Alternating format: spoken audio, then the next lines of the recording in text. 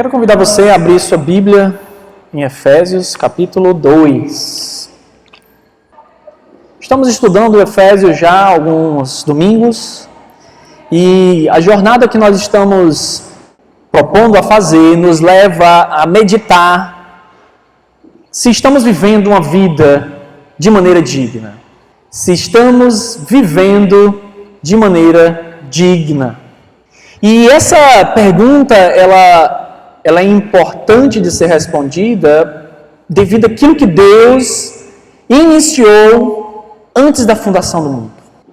Devido ao que Deus iniciou na minha e na sua vida. Deus, Ele não nos chama a fazer nada daquilo que Ele nos capacita a fazer. Deus não nos chama a ser nada daquilo que Ele começou a fazer em nós para que nós possamos ser. Então, na primeira parte dessa jornada, temos que viver adorando a Deus, temos que viver em uma vida de meditação constante em Sua palavra para entender o que Deus fez em nós, por nós, e ainda está fazendo em nós e por nós e através de nós, porque quando nós fomos escolhidos, eleitos, predestinados, foi com o objetivo de você fazer a obra dele aqui nessa terra. Repetimos e repetimos aqui, porque o texto faz assim, que todo o propósito, todo o desígnio deste mundo de Deus é para o louvor da sua glória. Deus quer ser glorificado em você e através de você, amado irmão. E de você que está aqui também, que precisa se encontrar, ter um encontro verdadeiro com o Senhor Jesus Cristo. Na última pregação, então, o título dela foi Viva Poderosamente. E esse título ele foi dado devido ao que Deus fez em nós, devido ao que Deus fez em Cristo, melhor dizendo, né? E é demonstração, então, de como Deus pode lhe capacitar para fazer a sua obra. Para fazer a obra que Ele quer que você faça. Para você ser o esposo, para que você possa ser a esposa, para que você possa ser a mulher que Deus quer que você seja, o jovem, o adolescente, o pai, a mãe que você precisa ser. Ele dá este poder para que você possa ser. No capítulo 2, então, nós vamos ler nessa noite que Deus ele vai continuar mostrando o poder dele. O capítulo 1, 2 e 3 é interessante e mostra como a história não é minha, não é sua, é Deus agindo. É Deus agindo para que o seu povo seja redimido. É Deus agindo para que o seu povo possa testemunhar quem Ele é. É Deus agindo para que você seja uma pessoa melhor. É Deus agindo para que você possa glorificá-lo de maneira melhor. Podemos ser o que Deus quer que nós sejamos, porque é Ele que opera em nossas vidas. Isso é demonstrado, então, no que Ele iniciou no passado, a partir dos versículos 1 ao 3. Olha aí comigo o que é que Deus fez. Ou olha comigo o que nós éramos sem Cristo e sem Deus.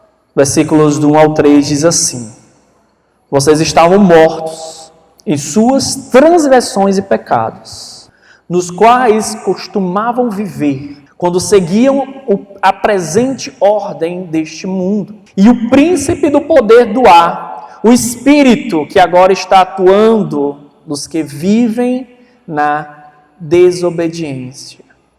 Anteriormente, todos nós também vivíamos entre eles, satisfazendo as vontades da nossa carne, seguindo os seus desejos e pensamentos, como os outros.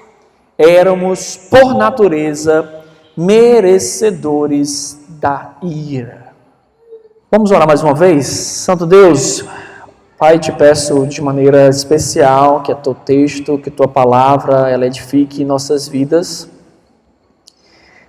Que a luz de Cristo brilhe através desse texto na vida de cada um que está aqui essa noite. E que possamos sair, como foi dito, edificados, transformados por Tua palavra. Nós te pedimos isso em nome do Teu Filho amado, Jesus Cristo. Amém. Viver pela graça, que agora é o chamado que eu quero que você tenha para a sua vida, que você lembra os títulos das nossas pregações, tem a ver com aquilo que você tem que viver, com o modo como você tem que viver poderosamente, e hoje é viver pela graça. E viver pela graça é uma realidade que inicia em Deus. E primeiro ele mostra o quadro, a realidade de todos os homens, a realidade de que nós éramos. A graça, então, é ver e perceber e entender a gravidade, a profundidade, a depravação em que nós éramos ou estávamos. E que, em certo modo, ainda temos essa velha natureza em nós, lutando contra o Espírito. Mas o texto vai dizer que nós estávamos em uma condição, a palavra de Deus vai dizer que nós estávamos em uma condição e agora vamos estar em outra, vai mostrar que nós estamos em outra condição a partir do versículo 4. Mas nesses 3 primeiros versículos está apontando para a realidade de todo aquele que não conhece ao Senhor e a realidade de nós, como nós estávamos afastados de Deus. De modo que a ênfase principal é: vocês estavam mortos. Vocês estavam mortos. E a ideia de morte aqui é morte espiritual, logicamente. Uma vez quando eu preguei esse texto para os jovens, eu preguei, o título foi diferente. Nessa série eu tenho enfatizado para vocês o modo de viver e a forma como nós temos que viver, como nós estamos falando, viver pela graça. Mas na época que eu preguei Efésios a primeira vez, um dos seriados que estavam assim, em destaque, e ainda é considerado um seriado interessante para algumas pessoas, é The Walking Dead. E The Walking Dead ele vai falar de zumbis, de mortos andando. Mortos que andam. Efésios capítulo 2, ele mostra uma realidade de zumbis ao nosso redor. Mortos vivos. Pessoas que vivem simplesmente para satisfazer os seus desejos. Em filmes que você vê e assiste sobre zumbis, eles permanecem fazendo aquela coisa mais básica de todo ser humano, que é comer. É o desejo e o instinto mais básico para a sobrevivência é se alimentar,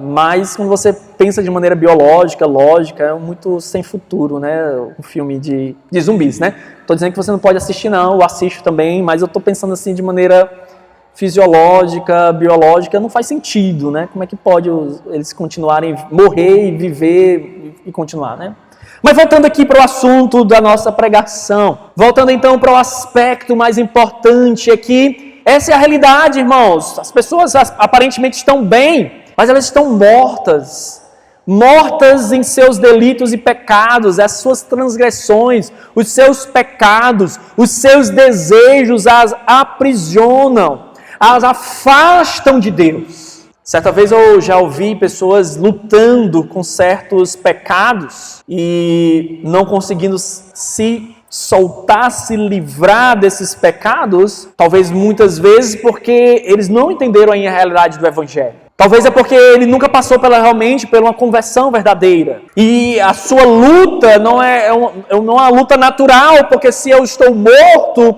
em minhas transgressões e pecados, viver como morto é a condição que eu devo progredir dia após dia. Tem como eu tentar viver diferente. É a minha vida. A minha vida é viver como morto. É como um porco, Como o Senhor Jesus Cristo vai falar. Você pode lavá-lo, você pode tirá-lo da lama, mas se você soltá-lo, ele vai voltar exatamente para aquele mesmo local que você tirou e vai se sujar novamente. O que fazer então? E isso é o que nós não podemos fazer, e é isso porque nós estamos enfatizando a graça. É por isso que nós precisamos de Deus, é Ele que transforma as pessoas, é Ele que liberta as pessoas, é Ele que pode transformar uma pessoa de uma situação para outra situação. Mas olha, era como nós estávamos presos nas transgressões e pecados, e viver segundo os nossos desejos e pecados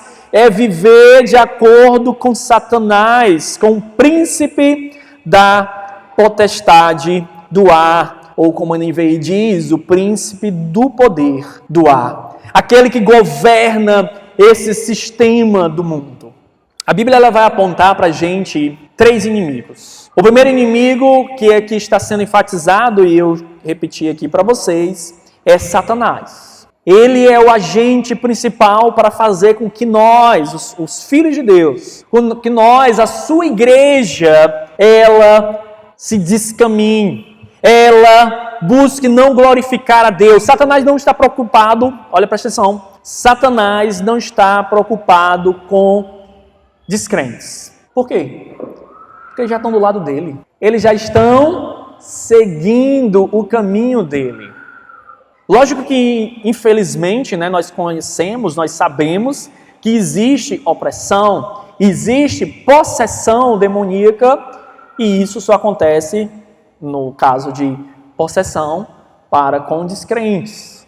E, de um certo modo, então, Satanás ele está agindo na vida e afligindo a vida de muitas pessoas que não conhecem ao Senhor Jesus Cristo. Mas em seu objetivo, em seu foco, não é trabalhar com os descrentes, mas é atacar. Ele é como um leão que ruge, procurando devorar cada um de nós. Mas o que a palavra de Deus está chamando a atenção é que você não é ou não deve mais seguir o caminho dele. Que você não deve mais ser um filho ou viver na desobediência. Irmão, você saiu da desobediência, da rebeldia para a obediência. Você saiu de caminhar para o modelo de seguir Satanás, de seguir o mundo, o segundo inimigo, de seguir os seus desejos, a sua carne, é o seu terceiro inimigo, para então seguir a vontade de Deus. Para então seguir a vontade de Deus. Versículo 3, ele repete, anteriormente todos nós também vivíamos entre eles. Se você reparar depois, só uma abertura aqui interessante, do versículo 1 ele começa falando vocês, e no versículo 3 ele coloca a si mesmo, nós. Paulo ele faz isso porque ele escreve Efésios antes de Romanos, Em Romanos ele vai fazer a mesma ideia, sendo que aquilo que ele trabalha aqui em versículos 1 e 2, ele vai trabalhar em capítulos em Romanos. Então, quando ele trabalha vocês, ele está falando aos gentios, aqueles que não conheciam a palavra de Deus no Antigo Testamento. E ele aponta para os gentios, para nós, aqueles que não somos judeus, a realidade que nós estamos afastados dele. Mas o versículo 3, como capítulo 3 de Romanos, ele inclui, todos estão destituídos da glória de Deus. Seja judeu, seja gentio, nós também somos pecadores, nós também vivíamos segundo a satisfação da nossa carne. E todos então que vivem para satisfazer a sua carne, para caminhar o caminho de Satanás em desobediência, essas pessoas vivem debaixo da ira de Deus. E não só debaixo, o texto vai dizer, versículo 3, o final dele, mas por natureza merecedor da ira de Deus. É merecer a condenação de Deus. Viver em desobediência, viver segundo a vontade da sua carne, viver então seguindo a vontade de Satanás. Mas então viver pela graça é possível, porque a graça nos alcançou na morte e nos trouxe então para a vida, irmãos. Jesus Cristo nos traz, Deus nos traz então das trevas, do lamaçal, de uma rebelião declarada, porque nós somos inimigos de Deus, ou éramos inimigos de Deus. Essa era a nossa situação. Mas a graça, Ele olhou para você. Você é imerecedor, você é desobediente, você seguindo Satanás, você em suas transgressões e pecados, vocês em seus desejos, Ele pela graça, você não merece ser salvo. O Evangelho, ele sempre inicia falando da má notícia. E a má notícia é que eu estou tão longe de Deus que eu não sei porque que Ele me salvou. O homem está tão longe de Deus que nós não sabemos como Ele pode nos salvar. Não sabemos no aspecto de que o porquê, né? Por que Deus nos salvou? Lógico que a gente vai olhar os textos bíblicos, vai falar do seu amor, vai falar da ação de Jesus Cristo na cruz do Calvário, mas ainda fica o porquê. Eu não mereço. Quando eu olho a minha realidade dia após dia, eu não mereço ser salvo. É pela graça. É pela graça. Somente pela graça. A ênfase de Paulo aqui, e da palavra de Deus, é mostrar, ele apontar como viver pela graça é possível, e é possível porque Deus, Ele inicia a obra. Não é você que iniciou a obra. Não foi você que iniciou a obra da sua salvação. Não foi você que iniciou a obra da sua transformação. Não foi você que iniciou a obra da sua renovação. Por você ainda estaria morto em seus delitos e pecados, mas, versículo 4, todavia, entretanto, mas Deus, que é rico em misericórdia. Mas Deus que não nos trata conforme nós merecemos. Misericórdia é isso. Misericórdia é não lhe dar aquilo que você merece. Eu sou misericordioso quando não dou aquilo que você merece naquele momento. Deus é misericordioso, é rico em misericórdia, porque o versículo 3, ele já disse, nós somos por natureza merecedores da ira, da condenação, de sermos lançados automaticamente, à medida que nós pecamos, para a condenação eterna. Mas Deus não age assim. Ele é rico em misericórdia. Ele é rico em misericórdia, pelo grande amor com que nos amou. Pastor, o senhor falou agora há pouco que a gente não consegue entender, né? Mas aí o texto vai dizer que Ele amou, nos amou, e Ele nos amou com um grande amor. Mas a grande questão é, de novo, será que nós merecemos esse grande amor? E isso talvez vai fazer com que você pense demais, e não quero que você faça isso, mas eu quero que você faça o seguinte, né? Será que você ama quando a pessoa merece? À medida que nós estamos caminhando aqui, a palavra de Deus vai afunilar a forma como você também se relaciona com as outras pessoas. A forma como você declara, demonstra o seu amor para com o seu irmão, para com o seu próximo.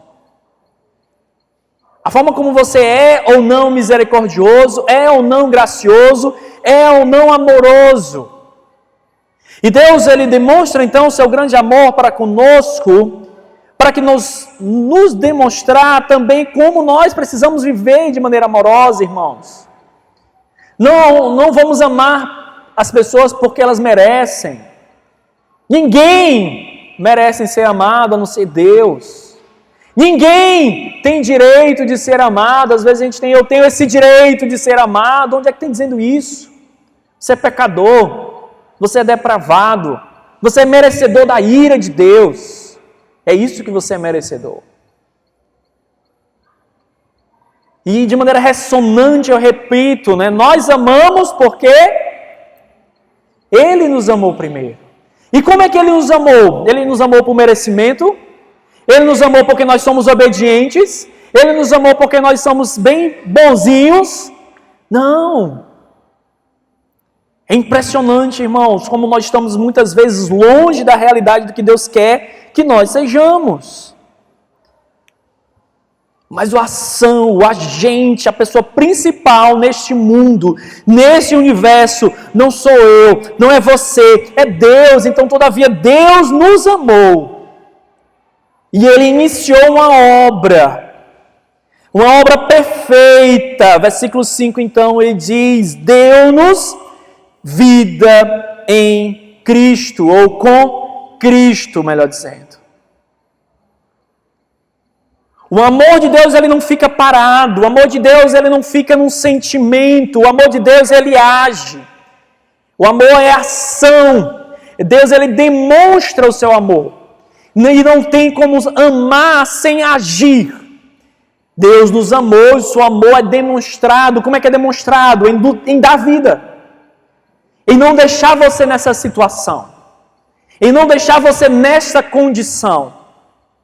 Deixar você nessa condição de depravado, desobediente, merecedor da ira. Deus lhe transforma. Uma coisa que a palavra de Deus quer deixar muito clara para cada um de nós: salvação é muito mais do que não ir para o inferno. Salvação é transformação de vida, é mudança de vida hoje. Não é algo que você vai viver no céu simplesmente, é algo que você vive hoje, aqui, agora. Deus lhe deu vida, não para você ficar parado. Deus nos deu vida quando ainda estávamos mortos em transgressões. Pela graça vocês são salvos. Viver pela graça, viva pela graça, porque a graça de Deus, o seu poder nos uniu a Cristo. Isso é enfatizado, nos versículos 4 e 5 que nós lemos agora. A união com Cristo resulta em um novo nascimento. Eu sou vivificado com Cristo. Deus lhe salva de você mesmo. Deus lhe dá então um novo nascimento, a nova criação você é. Vivificado, ressuscitado, batizado em Cristo, com Cristo e por Cristo. Entendem isso, irmão?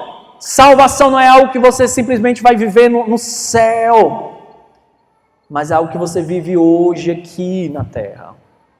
É algo que você vive hoje com sua esposa. É algo que você vive hoje com sua família. É algo que você vive hoje no seu trabalho. Unido a Cristo. Agora eu sou vivo. Agora eu sou capaz. Agora é possível fazer a vontade de Deus. Agora eu não preciso viver mais em desobediência. Eu posso ser obediente a meu Deus.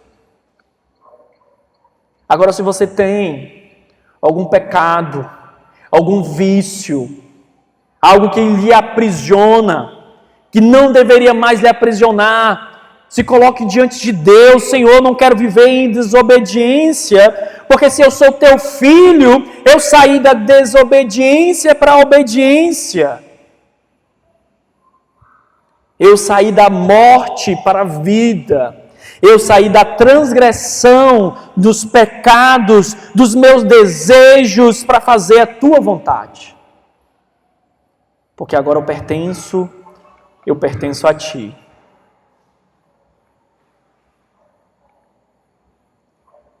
O texto ainda continua.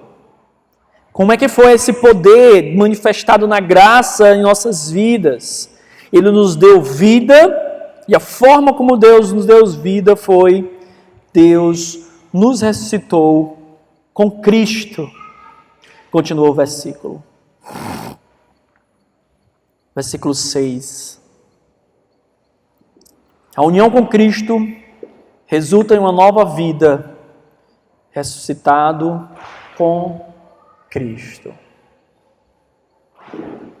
A figura do batismo, ela demonstra aquilo que acontece na salvação, algo que eu e você não vemos. Deus de maneira didática, de maneira muito bela, desde o Antigo Testamento, ele usa certas festividades, ele usa certas demonstrações ou ações que a igreja e o seu povo têm que fazer para mostrar aquilo que nós não podemos ver. Aquilo que é feito de maneira interna, ele quer mostrar então de maneira externa através de alguma demonstração. E uma dessas demonstrações é o batismo, é o mergulhar em águas. Essa demonstração, ela mostra aquilo que Deus fez em nossas vidas. No morrer, que é o mergulhar, e no ressuscitar, que é o se levantar. É algo que aquilo que ninguém vê. Eu não vejo o Espírito Santo trazendo o seu Espírito à vida, lhe dando vida, lhe ressuscitando.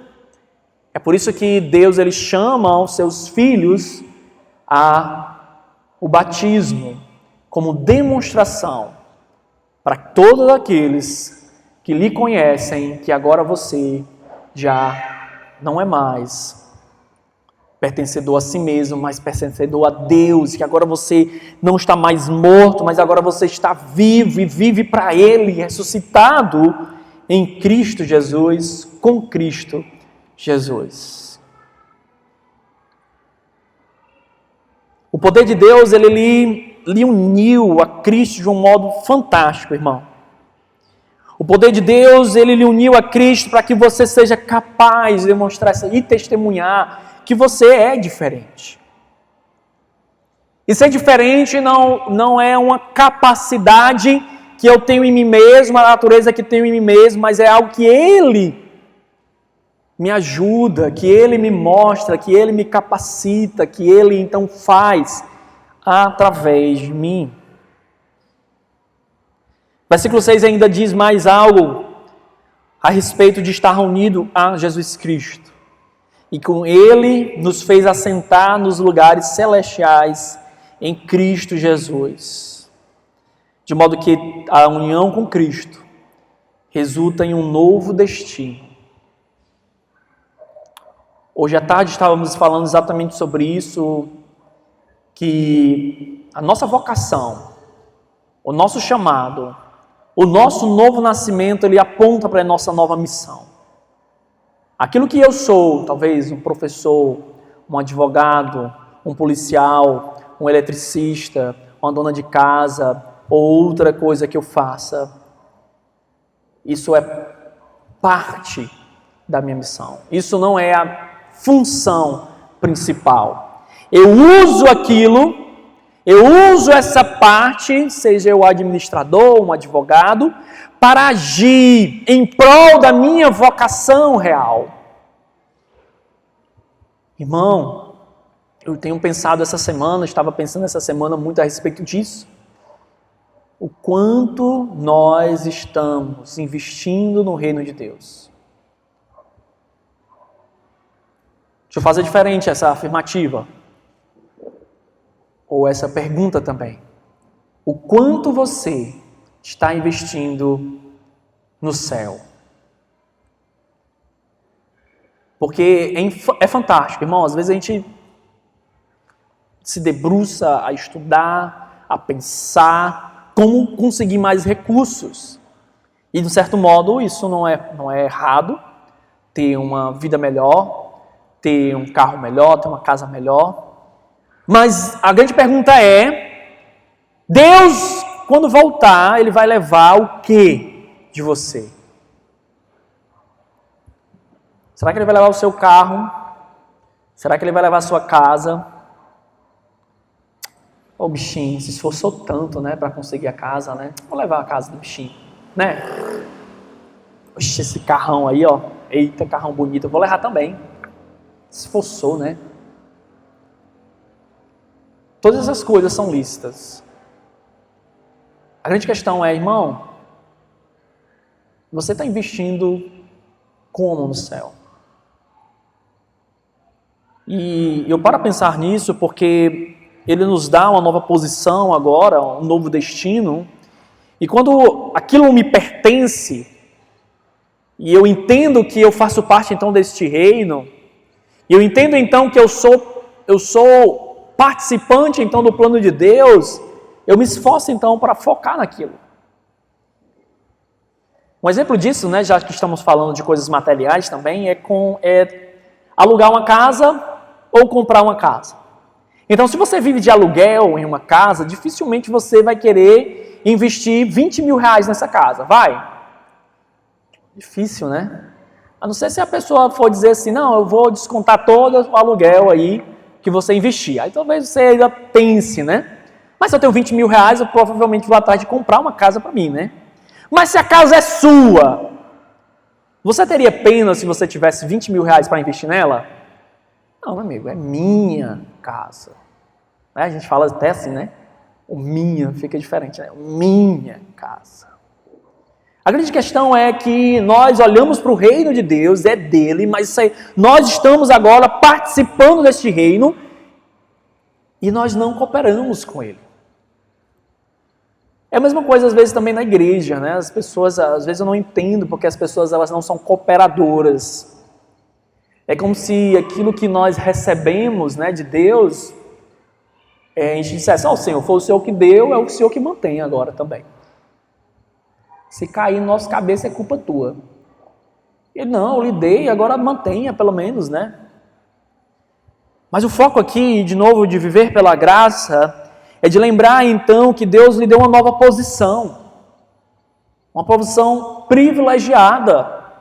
Uma posição que Israel não desfruta. O povo de Israel, né? Aqueles que são Israel, eles podem desfrutar, né, Israel? Assentados com Cristo nas regiões celestiais. Viva pela graça. Vamos caminhar mais rápido já nos últimos versículos aqui. A graça de Deus nos capacita então a sermos testemunhas vivas do seu poder. Versículo 7, então tudo isso que ele faz, tudo isso que ele fez é para mostrar nas eras que hão de vir a incomparável riqueza de sua graça, demonstrada em sua bondade para conosco em Cristo Jesus. E à medida que você olha para a sua igreja, você vê realmente Deus, ele é gracioso. É para demonstrar ao mundo como Deus é gracioso. Irmãos, a gente não está para o mundo para pregar que somos salvos e para dizer que nós somos melhores que as outras pessoas. Pelo contrário. Nós somos salvos porque Deus é rico em sua graça.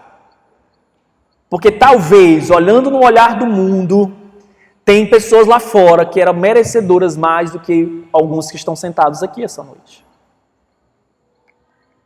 É aquele tipo de pessoa que a gente às vezes diz, rapaz, só falta ser crente. Né? Não tem gente assim que a gente fala, né? E essas pessoas às vezes elas são, aos nossos olhos, até merecedoras que aquele outra pessoa. E quantas vezes eu já escutei até no colégio ou em outros locais onde a gente trabalha ou onde a gente tem relacionamento com pessoas descrentes e as pessoas vão dizer, e é porque é crente. E aponta, né? Isso aí é crente? Se isso é crente, eu prefiro ser o que eu sou. A demonstração, então, do poder, a demonstração da graça, então, como o texto vai dizer, é para mostrar que Deus é gracioso, Deus é bondoso, irmãos, Deus é bondoso para com você. Ele quer lhe dar, Ele quer lhe fazer diferente. Viva pela graça, pois a graça de Deus é o único meio de salvação. Versículos 8, 9 e 10 são aqueles textos que eu creio que todo cristão deveria decorar. Se você não sabe ainda decorado, é muito bom, muito legal você ter isso no seu coração, até para que você possa proclamar para outra pessoa. Versículo 8 vai dizer: pois vocês são salvos pela graça, por meio da fé. Somente pela fé. Somente pela graça. O versículo continua: isto não vem de vocês, é dom de Deus. A salvação não vem do homem. Por quê? Porque o homem é desobediente, o homem é merecedor da ira, porque o homem está morto em seus delitos e pecados. A salvação é obra única de Deus. Versículo 9, repete, afirma, fundamenta, não por obras, para que ninguém se glorie. Não por obras, não através de suas obras. Deus poderia ter colocado salvação por obras? Esse negócio de si, eu não gosto muito não, né? Mas, se a gente não tivesse um versículo como esse aqui, talvez. Mas a ênfase do texto, você depois pode ir na sua casa e marcar quantas vezes aparece Cristo, quantas vezes aparece Deus, é mostrar que o agente, o abençoador, o salvador, o redentor, é Deus, não é você. Ele age na minha e na sua vida. E quando alguém acha que pode fazer algo para salvar, ele está rejeitando Deus e sua obra. Quando você acha que você vai ser salvo por suas obras, por sua vontade, pelo aquilo que você faz, você está rejeitando Jesus Cristo. Por que ele morreu? Se você pode ser salvo por obras. Não precisava. Mas Jesus morreu de besta. Se você pode ser salvo por suas obras. Não, pelo contrário. Jesus morreu porque você, através de suas obras, nunca seria salvo. Através de suas obras. Viva pela graça porque você é salvo para boas obras. Porque somos criação de Deus. Somos como barro que foi moldado, remoldado, ou como barro que foi quebrado e remoldado. E Deus, Ele está construindo cada um de nós a imagem do seu Filho. E à medida que Ele inicia esse processo, Ele continua nesse processo, essa criação é para fazer boas obras. Obras as quais Ele preparou para que andássemos nelas, para que nós praticássemos elas. É a manifestação, é a demonstração da obra que Cristo e que Deus iniciou em você. Essa noite eu quero fazer algo diferente com vocês. Eu sei que eu não olhei que horas eu comecei, mas eu acho que já está avançado o meu tempo hoje. Porque aprendemos o que levar no coração, o que fazer. Eu quero que você olhe aí para as pessoas que estão ao seu lado, e aí, de 3 em 3 pessoas, você vai sentar perto dela, e vocês 3, ou vocês 4, vocês vão dizer, um para o outro, o que você aprendeu hoje? Você vai dizer para o outro o que levar no coração e o que fazer. Vocês podem até fazer assim, um fala o que aprendeu, o outro fala o que levar no coração, e o terceiro fala o que fazer, diante do que você aprendeu. Eu vou dar um tempo para vocês, vou marcar aqui no relógio, 5 minutos, para que vocês possam estar aí se juntando com algum outro irmão, com mais 4, com mais 3 irmãos. Não deixa ninguém ficar só, chama aí os irmãos. Tem ali a irmã Rosa, chama aí os irmãos, as pessoas, envolve todo mundo da igreja. Vamos orar juntos?